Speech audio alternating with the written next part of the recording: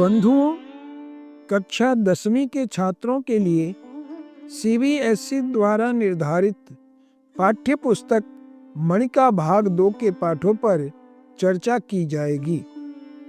आशा है कि मेरे इस प्रयास से छात्रों को विशेष लाभ मिलेगा एवं संस्कृत भाषा के प्रति उनकी रुचि बढ़ेगी।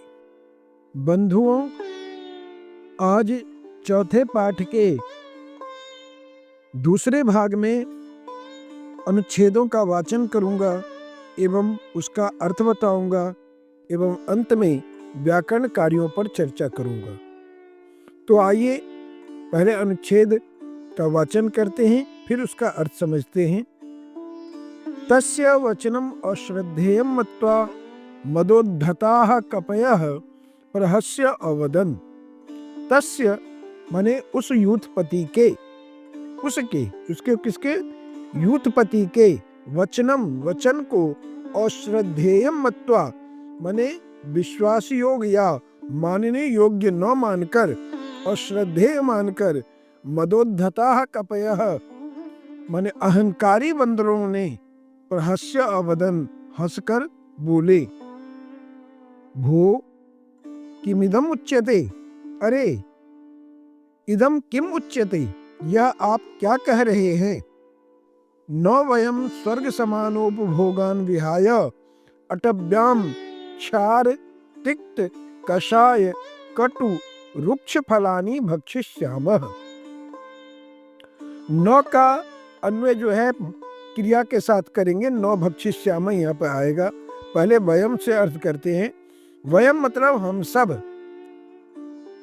हम सब बंदर स्वर्ग समानोपभोगान विहाय, स्वर्ग के समान सुख देने वाले इन विषय वस्तुओं को, इन भोग वस्तुओं को विहाय छोड़कर, अटव्याम जंगल में, वन में, क्षार मतलब नमकीन, तिक्त मतलब कड़वा, कषाय मतलब कशेला, कटु मतलब कड़वा तीखा, रुक्ष मतलब सूखे रूखे सूखे, फलानी फलों को न भक्षिष्यामः नहीं खाएंगे। हम सब स्वर्ग के समान सुख देने वाले इन भोज्य पदार्थों को, भोग पदार्थों को छोड़कर जंगल में नमकीन, कड़वे, कशेले, तीखे, रुक्ष और सूखे फलों को नहीं खाएंगे। तत्श्रुत्वा साश्रुनयनो यूथपतिः स गदगदम् उक्तवान्। तत्श्रुत्वा यह सुनकर, साश्रुनयनः यूथपतिः आंख में आंसू डबडबाए हुए, यूथपति ने स गदगदम् उक्तवान् गूंधे हुए कंठ से कहा, भरे हुए कंठ से कहा, रसना स्वाद लुब्धाः यूयम् अस्य सुखस्य कुपरिणामम् न जानीथ। जीव के स्वाद के लोभी, रसना कहते हैं जीव को, स्वाद मतलब स्वाद, लुब्धा मतलब लोभी। जीव के स्वाद के लोभी तुम सब, यूयम मतलब तुम सब, अस्य सुखस्य इस सुख के, कुपरिणामम बुरे परिणाम को, न जानीथ नहीं जानते हो। अहम तो वनम गच्छामि मैं तो जंगल जा रहा हूं, ऐसा यूथपति ने कहा।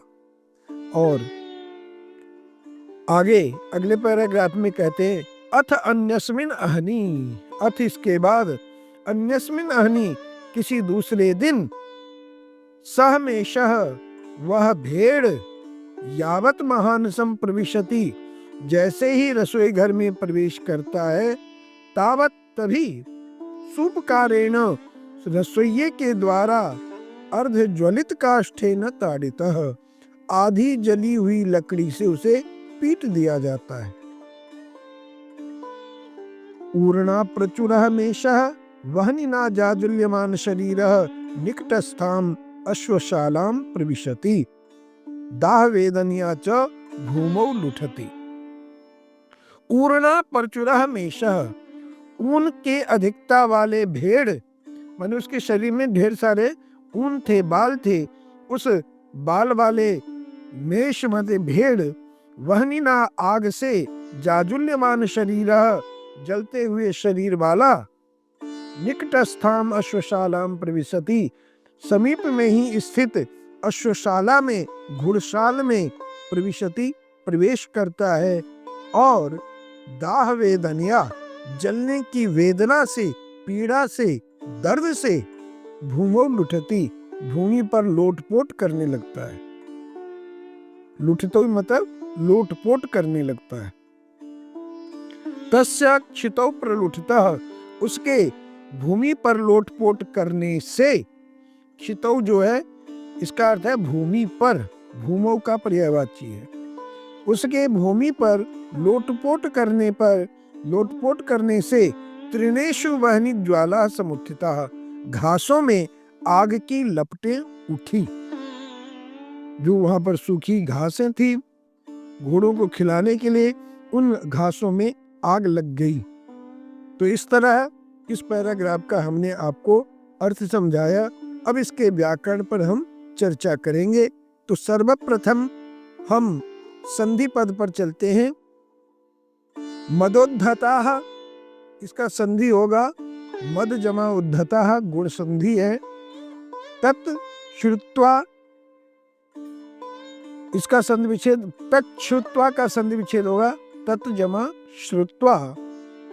समेषो यावत, इसका संधि विच्छेद होगा सह जमा मेषः जमा यावत। तो यही 2-3 संधियां मिली। अब हम समास विग्रह पे चर्चा करेंगे। समस्त पद है अश्रद्धेयम, इसका विग्रह होगा न श्रद्धेयम, न तत्पुरुष समास है। मदोद्धता, इसका विग्रह होगा मदेन उद्धता, तृतीया तत्पुरुष समास है। साश्रुनयनः, साश्रूणि नयने यस्य सः, ये बहुव्रीहि समास है। इसमें सगदगदम, गदगदेन सहितम, अव्ययी भाव समास है। रसना स्वाद लुब्धाः, रसनायाः स्वादस्य लुब्धाः, इसमें षष्ठी तत्पुरुष है। अर्धज्वलित काष्ठेन, अर्धज्वलितेन काष्ठेन, ये कर्मधारय समास है, विशेषण विशेष्य। अश्वशालाम, अश्वेभ्यः शालाम, चतुर्थी तत्पुरुष है, घोड़ों के लिए घर। दाह वेदनिया, दाहस्य वेदनिया, इसमें षष्ठी तत्पुरुष है।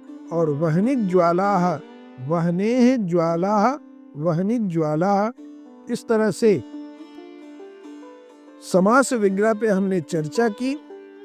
अब हम निर्देशानुसार प्रश्न पर कुछ चर्चा कर लेते हैं। कपयः का विशेषण पद है मदोद्धताः पद। वानराः, इस अर्थ में कपयः शब्द प्रयुक्त हुआ है। त्यक्त्वा का पर्यायवाची शब्द यहाँ पर प्रयुक्त हुआ है विहाय।